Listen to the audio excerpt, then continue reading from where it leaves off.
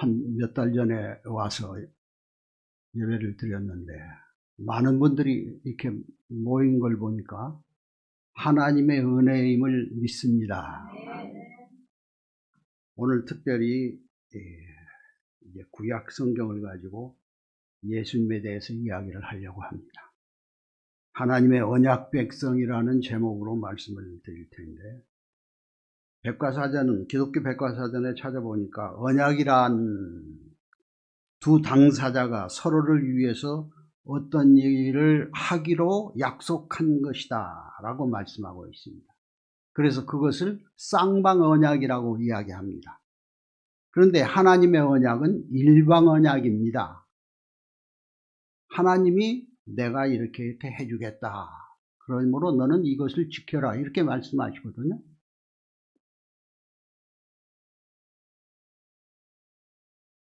하나님께서 창조하실 때 그 내용을 잠깐 말씀을 드리면은, 창세기 2장에서 에덴 동산을 창설하시고 많은 생명과와 또 선악과와 열매들을 주시면서 이 모든 열매는 다 먹되 오직 한 가지, 선악과는 먹지 말라. 따먹으면 너는 반드시 죽으리라, 그렇게 말씀하셨죠. 그것은 곧 유일하신 하나님이 너의 하나님이다, 주인이다. 내가 너를 사랑해서. 그러니까 하나님이 인간을 창조하신 목적을 보면은 찬송을 부르게 하고 영광을 받게 하려 하심이라 그랬어요. 그러니까 우리는 하나님께 찬송을 드리고 오직 먹든지 마시든지 무엇을 하든지 하나님께 영광을 드리는 일을 해야 되는데, 에덴 동산에서 아담이 혼자 있는 것이 보기 좋지 않아서 배필을 지었다 그랬거든요. 그런데 그 전에 말씀을 보면 아담에게 그랬어요. 이 선악과를 따먹는 날에는 반드시 죽으리라. 그런데 그 말을 듣고 난 후에 배필을 지었어요. 그러니까 하와는 직접 그 말씀을 받지는 못하고 그냥 아담에게서 들은 거죠. 다른 건 다 먹되 그 중앙에 있는 선악과는 따먹어서는 안 된다. 그런데 이 간교한 뱀이 계속 유혹을 해가지고 죽지 않는다. 너의 눈이 밝아져서 모든 것을 하나님처럼 알 수 있게 된다라고 유혹을 하니까 어떻게 했어요? 곧 그 하와의 마음속에 욕심을 불어넣어 준 거예요. 욕심. 그러니까 먹음직도 하고 보암직도 하고 탐스럽기도 하니라. 그래서 하와가 따먹고 자기 남편에게도 주었더라. 그러면 그 하나님의 약속인데, 하나님이 다른 것 다 너 멋대로 해라, 그 대신 딱 한 가지를 지키라고 말씀하셨는데, 결국은 하와가 범죄함으로 어떻게 됩니까? 욕심이 잉태한 즉 죄를 낳고 죄가 장성한 즉 사망을 낳느니라 그랬죠. 그러니까 욕심이 죄를 낳고 죄가 결국 사망이다. 로마서 1장 23절에서도 죄값은 사망이라 그랬잖아요. 그러면 아담과 하와가 죽을 수밖에 없는 거죠. 그런데 하나님이 창조한 그 인간을 바로 죽일 수는 없는 거죠. 그래서 그 구원하는 방법을 강구한 것이 바로 메시아를 보내주겠다. 메시아가 그리스도죠.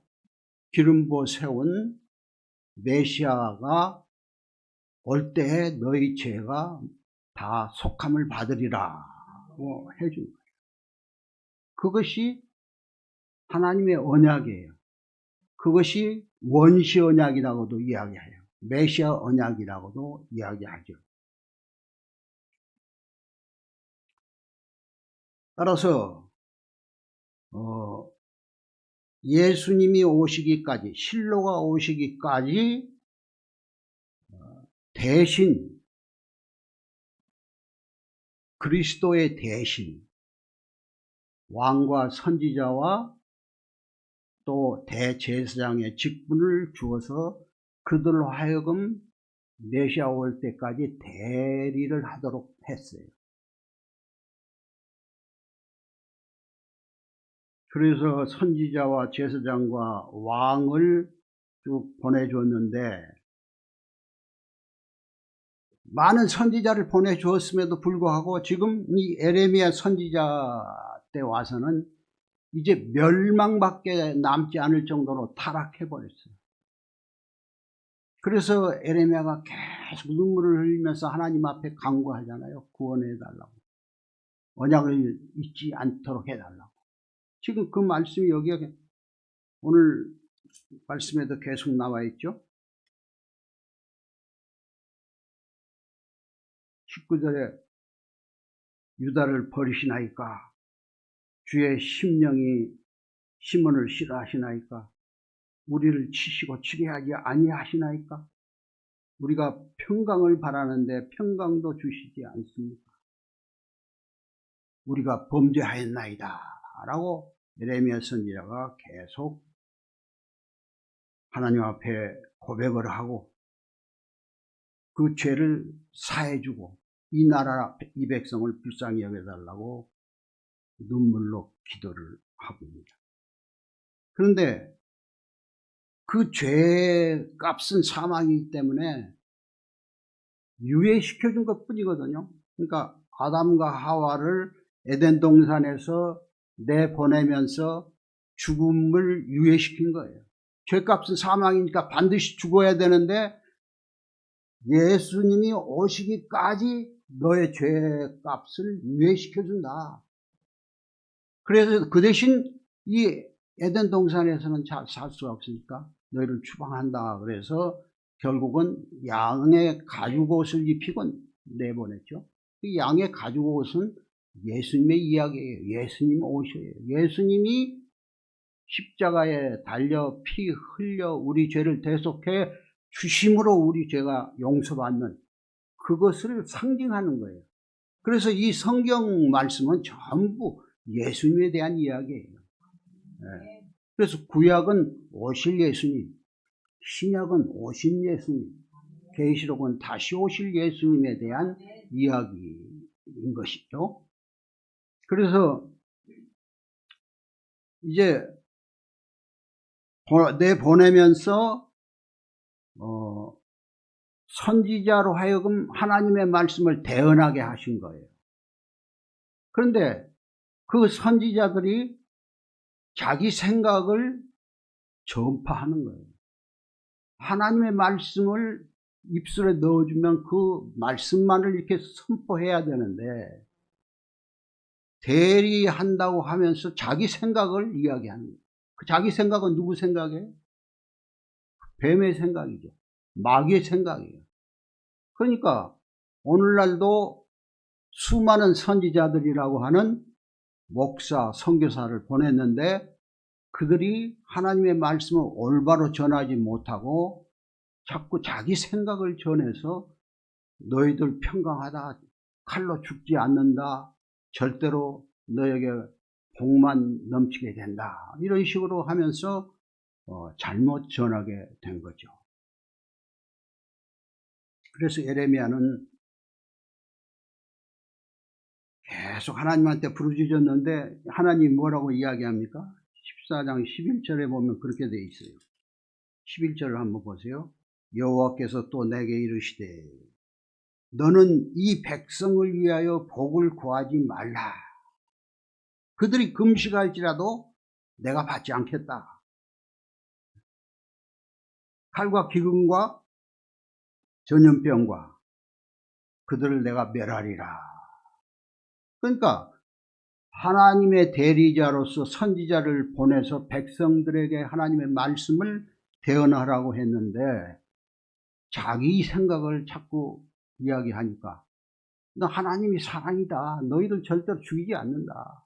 너에게 평강이 있을 것이고 너에게 복이 넘치게 될 것이다. 이런 이야기를 자꾸 하니까 하나님이 이제 그들은 내가 보낸 사람이 아니다.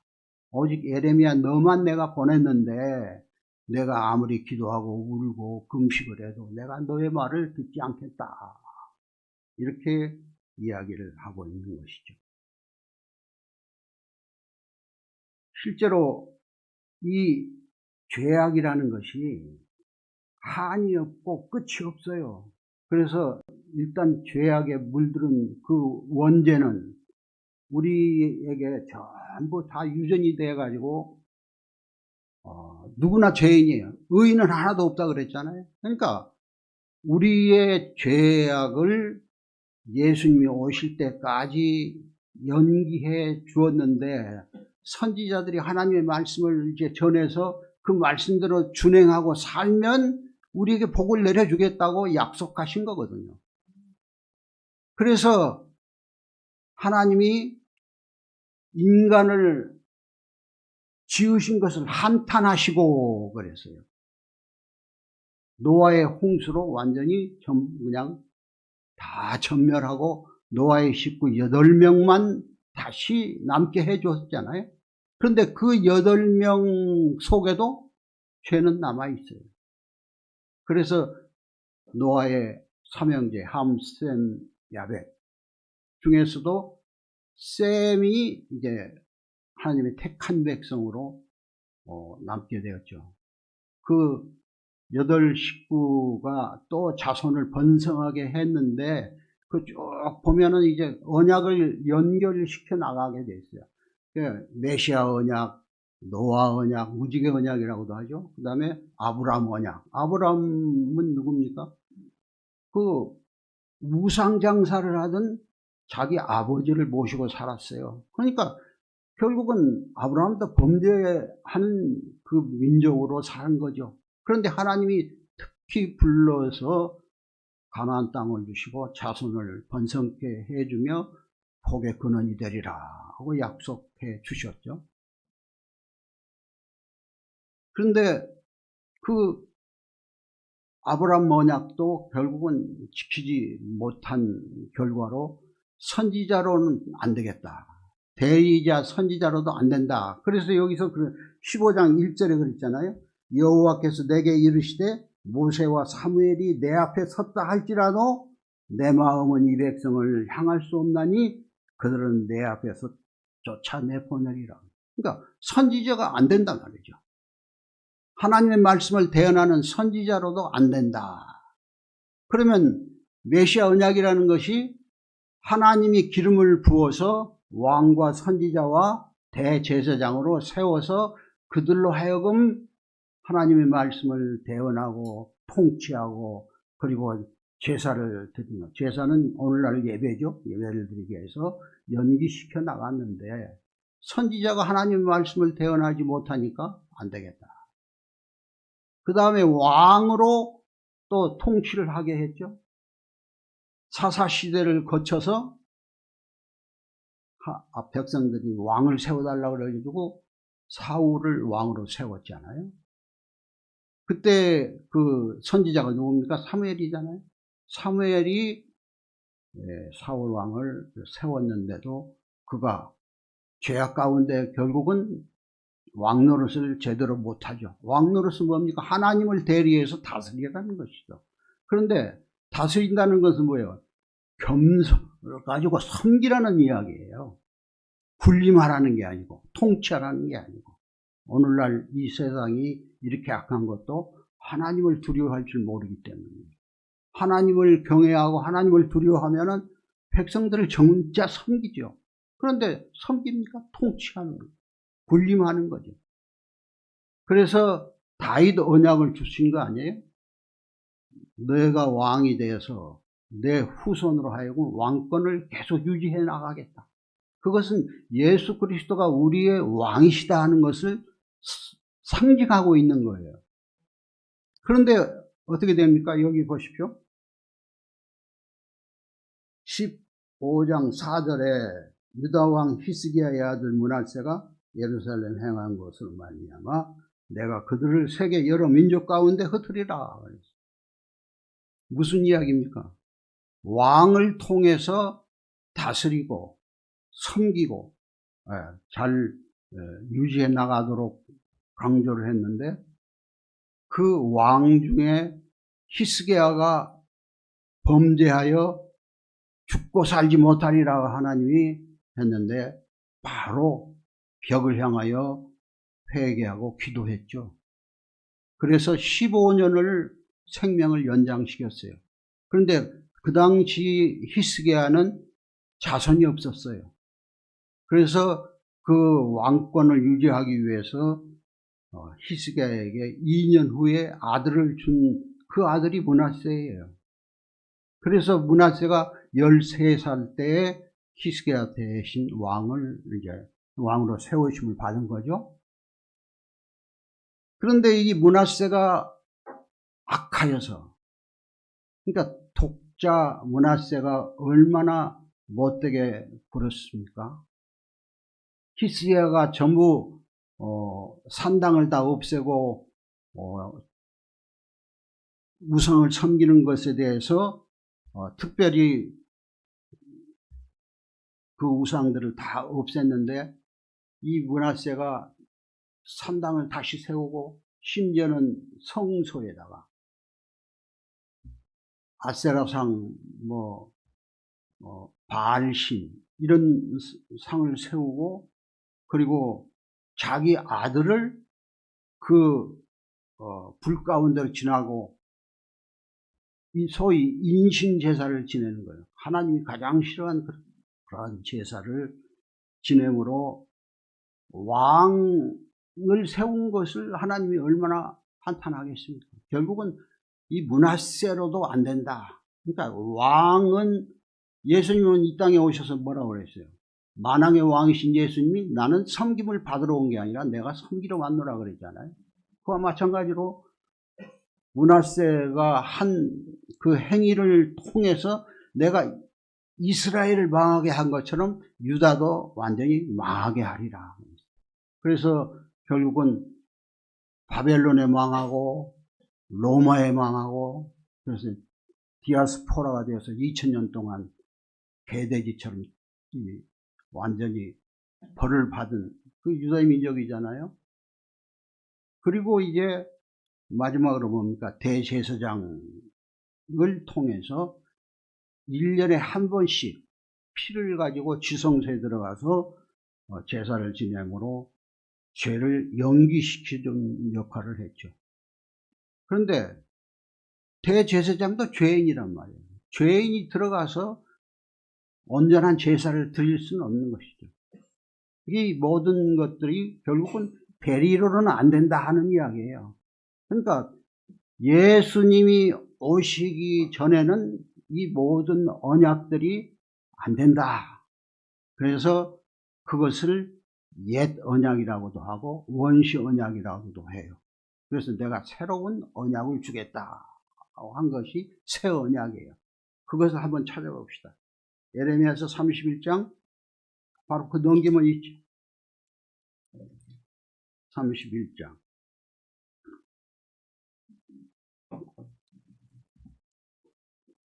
33절부터 한번 봅시다. 31장 31절부터 33절까지 같이 읽겠습니다. 여호와의 말씀이니라. 보라, 날이 이르리니 내가 이스라엘 집과 유다 집에 새 언약을 맺으리라.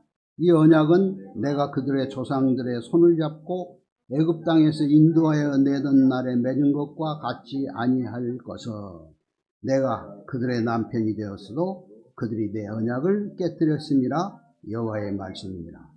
그러나 그날 후에 내가 이스라엘 집과 맺을 언약은 이러하니, 곧 내가 나의 법을 그들의 속에 두며 그들의 마음에 기록하여 나는 그들의 하나님이 되고 그들은 내 백성이 될 것이라. 여호와의 말씀이니라. 새 언약은 하나님이 우리의 만왕이시오, 우리의 대제사장이시오, 우리의 선지자야. 그래서 이제 예수 그리스도, 삼위일체 하나님 한 분이잖아요. 요한일서 5장 7절에 보면 우리 성경은 좀 잘못되어 있어요. 하늘에 증언하는 이가 세 분이니 하나님과 말씀과 성령이니라 그랬거든요. 그런데 하나님과 물과 피라 이렇게 번역을 해놨어요. 그러니까 이 성경이 잘못됐어요. 킹제임스 버전에는 하나님과 말씀과 성령이라, 이 세 분은 하나니라. 그러니까 삼위일체 하나님이심을 말씀한 거예요. 그러니까 하나님의 아들 되신 예수님을 보내서 우리 대신 죽게 하셔서 죄값을 갚아버림으로 우리가 살아나는 것을 말하는 거죠. 네.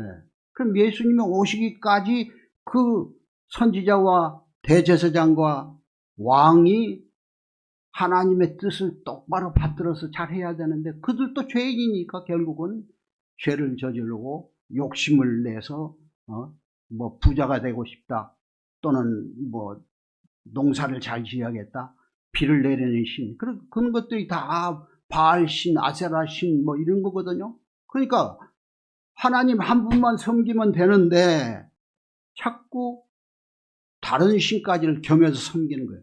그것을 성경에서 간음이라고 하는 거예요. 네. 하나님 외에 다른 신을 섬김으로 복을 더 많이 받겠다고 하는 그 욕심으로 인해서 결국은 옛 언약이 폐해지고 새 언약이 우리에게 주어지면서 예수님이 오시기까지. 그래서 갈라디아서 4장 4절에 보면 때가 참에 여자에게서 아들을 낳게 하시고, 이게 예수님 오신 것을 설명하고 있잖아요. 그래서 예수님이 오시면서 새 언약을 지키도록 한 것입니다. 예수님은 보십시오. 말씀이 육신이 되어 오셨다 그랬죠. 요한복음에. 그게 선지자예요. 네? 예수님은 말씀으로 계셨어요. 천지 지을 때부터 말씀으로 천지를 창조하시냐고 그랬죠. 그러니까 그 말씀이 이제 육신이 되어서 오신 분이 예수님. 예수님을 만왕의 왕이라고 그러죠. 만왕의 왕인데 나는 섬기려 왔지 섬김 받으러 온 게 아니다. 그리고 대제사장이신 예수님은 자기 몸을 직접 제물로 드려서 하나님 앞에 우리의 죄를 대속하시고 구속하시고, 그것을 이제 둘째 아담이라고 그러죠. 첫째 아담은 죄로 인해서 망했고, 둘째 아담 예수 그리스도가 우리 전체의 대표자가 되어서 대신 죽으심으로 하나님이 그걸 인정해 주신 거예요. 그것이 새 언약이란 말이에요. 네. 그래서 그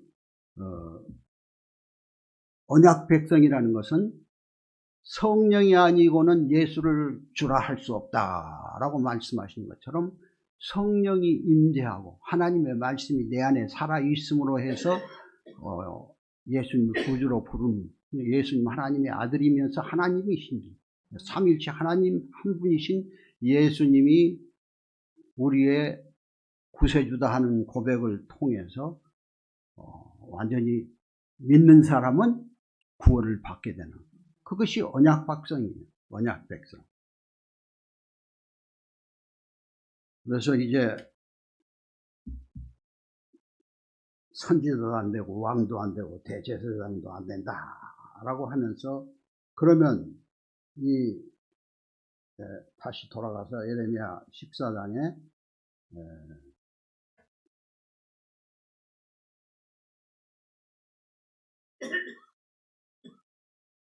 15장 2절에 그랬죠.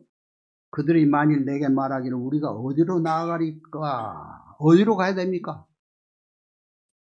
구약에 있는 모든 선지자나 대제사장이나 왕으로도 안 되고, 그럼 우리가 어디로 가야 됩니까? 하고 이제 그 예레미야가 하나님께 묻죠. 어디로 나가야 됩니까? 오직 예수님밖에 없죠. 우리가 나아가는 방향은 예수님밖에 없어요. 그 예수님께로 나가려면 예수님 내 안에 살아 계셔야 돼. 내 안에 살아 계시려면 어떻게 해야 돼요? 내가 죽어야 되죠.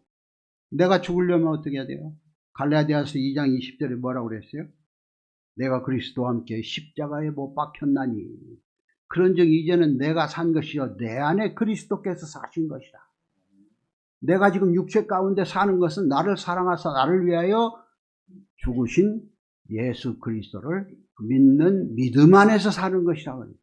그러니까 나는 죽고 내 안에 예수 그리스도가 살아 있어야 된다. 그럼 예수 그리스도가 어떻게 살아 있느냐? 말씀이 육신이 되어 오신 예수님이 내 안에 있다. 그건 말씀이잖아요. 말씀. 그러니까 말씀도 내 안에 와야 돼요. 그래서 여러분들이 성경을 많이 읽고 그것을 깨달아야 돼요. 그런데 성경 읽으면 무슨 말인지 알겠습니까? 지금 읽어드린 본문이 무슨 뜻인지 알겠습니까?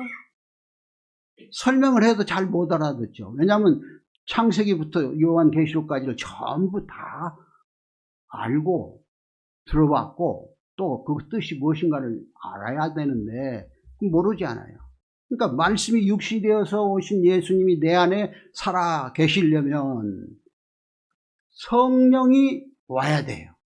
성경을 기록했잖아요. 성령의 감동으로 기록된 성경 말씀이 내 안에 와서 그것을 깨달으려면 성령이 임해야 된다 이 말이에요. 그러면 성령이 어떻게 임합니까? 예수님이 부활 승천하시고 10일 만에 성령을 보내주셨잖아요. 그러니까 성령의 임재, 예수 그리스도를 구주로 고백하는 사람들에게 하나님이 부어주시는 성령의 임재. 그게 성령 충만하면 더 좋겠죠. 성령 충만 넘치게 성령이 임하면 우리가 하나님 말씀을 깨달을 수가 있죠. 그런데 성령 세례를 통해서 하나님의 말씀을 읽으면 아 그게 그거구나 그게 그거구나. 그러니까 잘 모르면 그거 여기 예수 그리스도에 대한 이야기라고 생각하면은 초보자도 어느 정도는 이해가 될 수 있다는 것이죠. 이렇게 해서 성령이 내 안에 임재하실 때 내가 곧 예수 그리스도를 나의 구주로 고백하게 되는 것이고 언약 백성을 삼으시게 되는 거예요. 그것이 새 언약이라는 뜻입니다.